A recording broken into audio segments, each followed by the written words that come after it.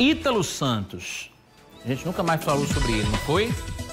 Pois ele escreveu uma carta onde revela como está se sentindo nesses aproximadamente 4 meses em que ele está preso. Ele também reafirma ser inocente das acusações que são feitas contra ele. Pois é.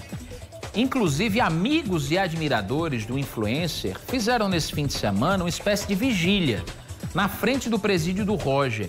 A gente está vendo essas imagens aí, ó. Presídio do Roger, que é onde o Ítalo e o marido Israel continuam presos. Bora conversar mais uma vez com o Lucas Macieira.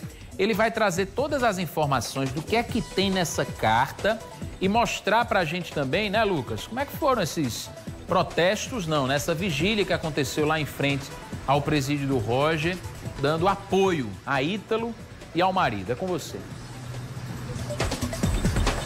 Isso mesmo, Danilo. Essa demonstração, de apoio dos fãs, das pessoas que faziam parte mais intimamente ali da vida do Ítalo Santos e também do Israel, ele já vem fazendo isso há algum tempo, A gente lembra que na última audiência de instrução que aconteceu no Fórum Misto de Bahia, também diversos apoiadores se reuniram lá. Ele chegou a dar um tchauzinho muito rapidamente para as pessoas que estavam ali prestando esse apoio. E neste fim de semana, mais uma vez aconteceu nessa movimentação, só que dessa vez, como você bem destacou, em frente à penitenciária do Roger, onde ele e o Israel Vicente estão presos desde o mês de agosto, quando saiu esse mandado de prisão preventiva. E diante dessas manifestações, desse apoio, a Camilinha, que é uma das meninas que é apontada na denúncia como uma das vítimas de exploração por parte do Ítalo e também do Israel Vicente, ela participou dessa manifestação, dessa vigília, e divulgou uma carta do Ítalo Santos endereçada aos fãs, justamente fazendo ali os relatos, de como tem sido a rotina dele dentro da penitenciária. Vamos primeiro ouvir o que foi que a Camilinha disse a respeito dessa carta, para aí sim, logo na sequência, a gente trazer alguns trechos aqui para o nosso telespectador. Que isso tudo que está acontecendo com ele é injustiça. Ele não merece estar ali dentro, todo mundo sabe. Sem contar que tem um cara que é criminoso, que está solto aí, é abusador, abusou pessoas inocentes. As vítimas que foram abusadas, falou que foi abusada, e como é que ele é solto? Aí Ítalo, estão dizendo que Ítalo é uma pessoa perigosa para a sociedade, e esse homem não é, por ele estar solto. Por que Ítalo não pode estar solto também? Justiça pelo brega funk também, entendeu? Justiça por tudo que está acontecendo com ele, porque ele não merece estar lá dentro. Essa menção nessa pessoa que a Camilinha traça um paralelo ali com o caso do Ítalo é o pediatra, Fernando Paredes Cunha Lima, que foi condenado ali por crimes de pedofilia. E dentro dessa carta que a gente acompanha agora na tela também, tem alguns trechos que a gente destacou, Um deles, por exemplo, o Ítalo fala, abre aspas para ele: "Eu nunca imaginei que seria preso por gravar a minha rotina com pessoas que escolheram amar e ajudar. São quase 4 meses trancado, sem ver o meu povo, sem cozinhar o meu macarrão, sem gritar o fartura, sem deixar minhas crias na escola, sem ser eu.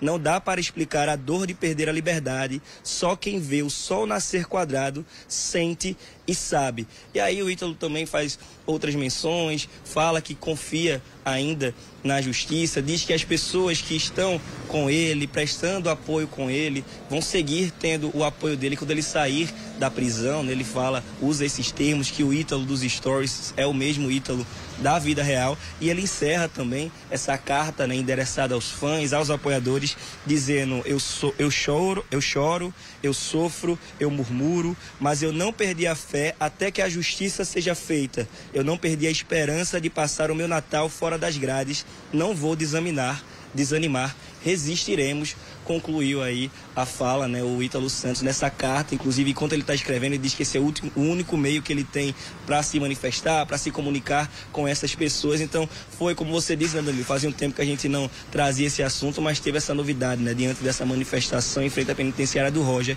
e também com a divulgação dessa carta. Obrigado, viu, Lucas, pelas informações.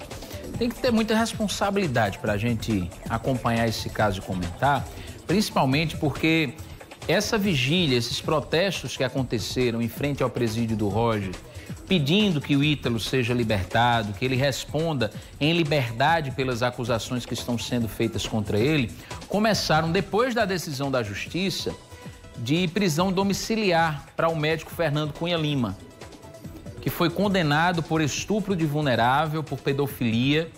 E aí, os apoiadores de Ítalo aguardam que a mesma decisão seja tomada com relação a ele, porque o médico Fernando Cunha Lima é acusado de crimes sexuais e algumas das acusações que estão sobre Ítalo e o marido também são de cunho sexual, de adultização, de exploração sexual de crianças e adolescentes, enfim.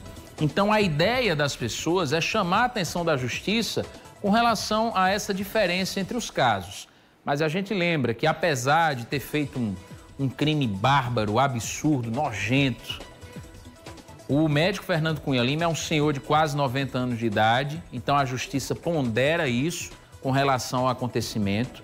A lei e a Justiça, eles analisam caso a caso sem colocar o coração nessa história, pelo menos tem que ser assim.